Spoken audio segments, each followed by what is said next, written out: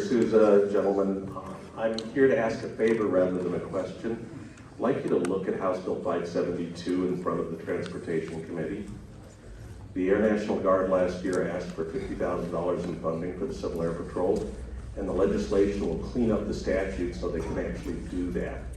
I could spend hours telling you how great the organization is, but I'll send each of you an email instead, giving you the background. But I would ask as a favor that you take a look at the bill, and if you agree that it's a good thing, talk to your colleagues in the House Transportation Committee so we can get it on the floor.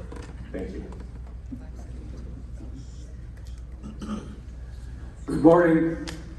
Senator Vick, I mentioned this to you at the State House, and I want to do it in public. I think we should get 1110 going again, so we can, instead of the 35 districts, increase the amount of signatures to 20%.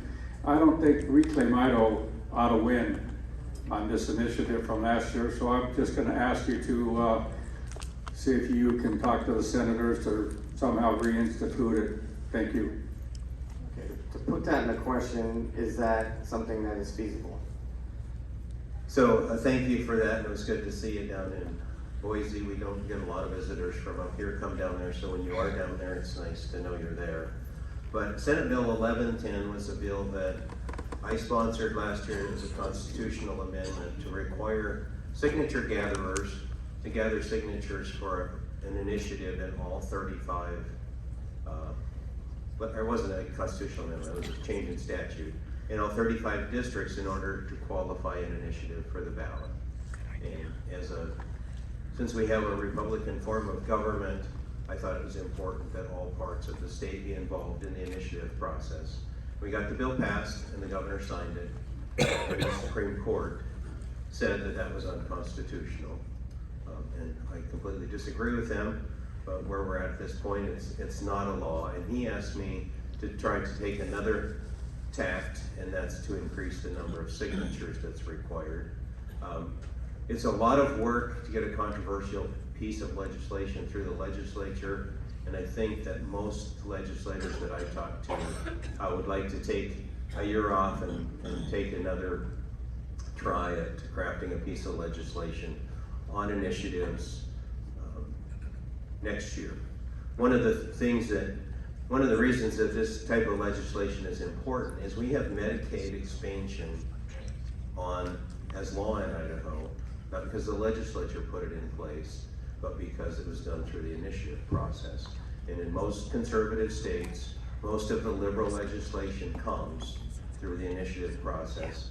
And it's not because voters aren't smart, it's because the side with the most money frames the issue, and you don't get all the details. So whether that's marijuana legalization, Medicaid expansion, minimum wage laws, a lot of those types of things come through the initiative process. So my goal was to try to make it more representative of the state in general and not just Ada and Canyon County. But that didn't work, but thank you very much for the opportunity. Hey Roger, real quickly, I worked the bill on the House side, and that was a key feature on the House side was that we need to give rural Idaho a voice.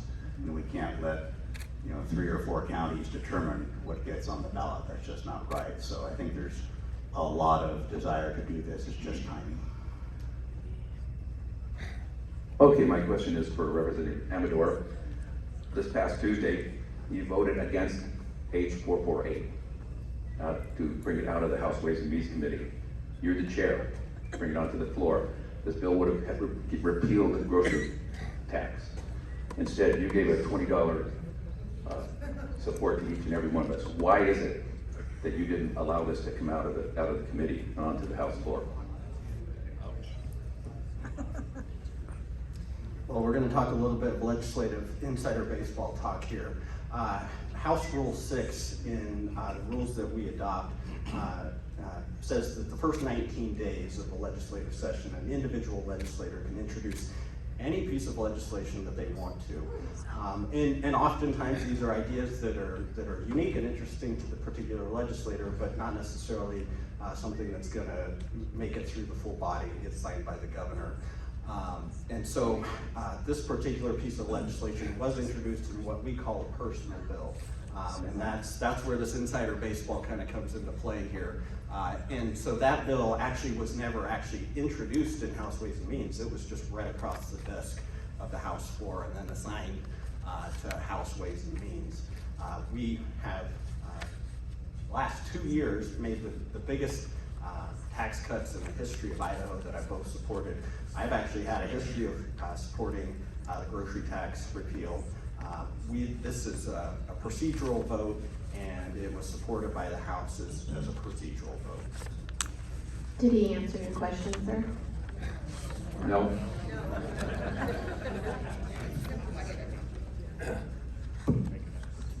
Could I just make a comment on that last question? I think that perhaps everyone has forgotten that the legislature twice has voted in favor of grocery tax repeal. Within the 7 years, now 8 years that I've been in the Senate, we have twice voted in favor of it. And it was vetoed by the governor at the time. So it is not that we are against grocery tax repeal. It has to do with the process that was used as a personal bill and the other options that are being worked in terms of property taxes, taxes for elderly on their property, special considerations, income tax reduction, and possibly increasing the grocery tax credit up to $120 per person. So I'm not telling you that I'm the expert, but I'm just saying you have to take it in context with what has happened in the past and what's on the table in the legislature with bills that are actually moving through the process and were introduced through the regular system. So I think that when we talk about taxes today, let's just keep that all in mind.